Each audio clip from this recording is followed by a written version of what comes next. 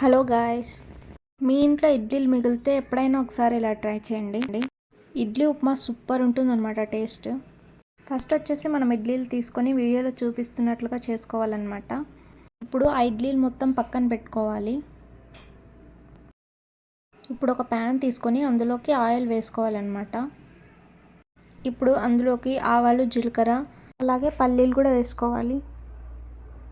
ఇప్పుడు అందులోకి కొన్ని పోపు దినుసులు అయితే వేసుకోవాలన్నమాట.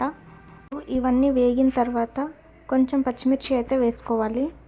ఇప్పుడు ఇవన్నీ వేగిన తర్వాత కొంచెం ఉప్పు అయితే వేసుకోవాలన్నమాట. ఇప్పుడు ఇవన్నీ కాసేపు వేగిన తర్వాత కరివేపాకు అయితే వేసుకోవాలి. ఇప్పుడు కరివేపాకు కూడా వేగిన తర్వాత కొంచెం పసుపు అయితే వేసుకోవాలన్నమాట. ఇప్పుడు ఇవన్నీ వేగిన తర్వాత మనం పక్కకు పెట్టుకున్న ఇడ్లీని అయితే వేసుకోవాలి.